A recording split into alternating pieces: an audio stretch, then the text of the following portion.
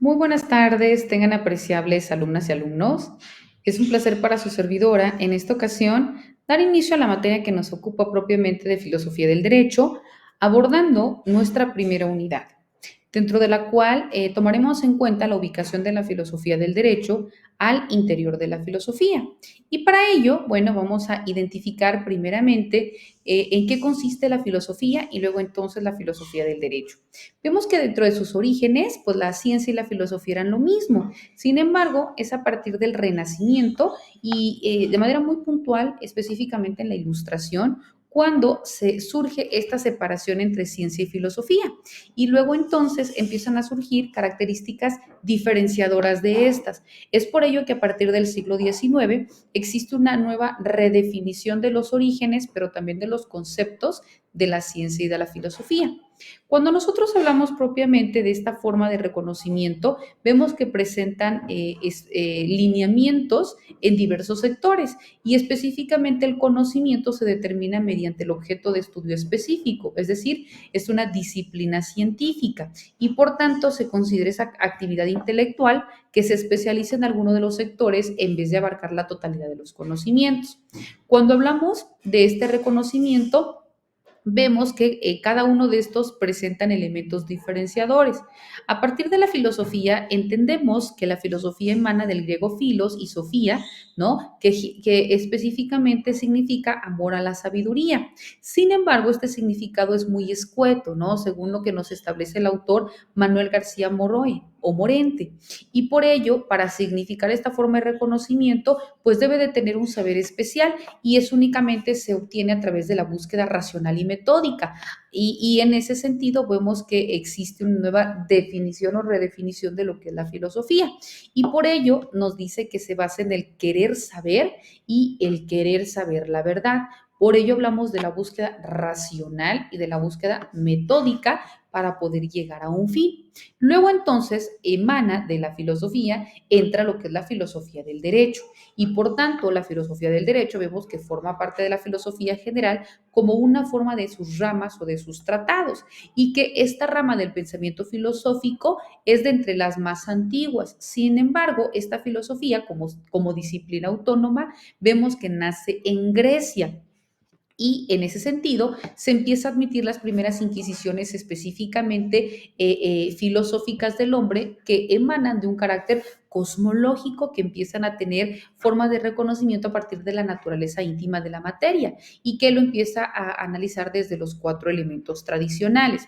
Cuando hablamos de la filosofía del derecho, nace a partir de Sócrates, quien se ocupa de la conducta humana dentro de una sociedad, así como también de los distintos tipos de normas que la rigen. Sin embargo, en poco tiempo esta nueva disciplina alcanza una considerable madurez gracias a las especulaciones que tiene Platón y que luego entonces su discípulo, que fue Aristóteles, en base a la organización social, a la organización política y también a la creación de las leyes. Y en ese sentido, pues vemos que no ha dejado de ocupar un lugar importante dentro del pensamiento filosófico de Occidente.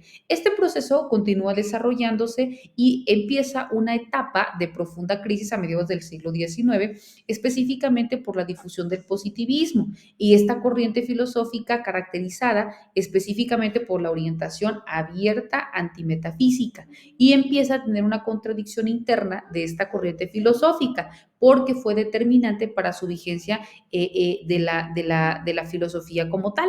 Y esta rápida decadencia permite propiamente que en las últimas 2 décadas del siglo pasado, pues resurja lo que era la filosofía del derecho. Por tanto, cuando hablamos de la filosofía del derecho, empezamos a ver que tiene una importancia dentro del derecho mismo como un ordenamiento positivo o para establecer el orden normativo esencialmente orientado primero a la consecución de la justicia, segundo a la consecución de la paz social. Dos elementos importantísimos del derecho. ¿Por qué? Porque el derecho busca principalmente ¿qué cosa? La materialización y la ejecución de la justicia. Y la justicia te conlleva ¿a qué? A dirimir conflictos para que luego entonces exista la tan anhelada paz social, los dos elementos importantes del derecho. Entonces, estas condiciones son indispensables indispensables para la realización de la sociedad dentro de un ente promotor del bien común. Es por ello que el derecho, sin el derecho, pues simple y sencillamente la sociedad no puede alcanzar su fin último o su fin esencial para poder subsistir y por ello, sin la filosofía del derecho, pues todo esto queda reducido a una entidad precaria, sin fundamento y carente de sentido. La ciencia del derecho positivo coincide con las otras ciencias no filosóficas en considerar su objeto de estudio desde el punto de vista tanto de sus causas, pero también desde el punto de vista de sus efectos, inmediatamente prescindidos uno del otro. Y por tanto el derecho nos enseña cuáles son las normas jurídicas que son vigentes en un tiempo y en un espacio determinado, cuál es el contenido concreto de ellas y cuáles son los fines también particulares que se proponen con respecto a un determinado tipo o a una determinada situación. Cuando nosotros hablamos de esto, vemos que esto va a constituir la esencia de la norma jurídica y también la esencia de los derechos y de los deberes que en ella se generan.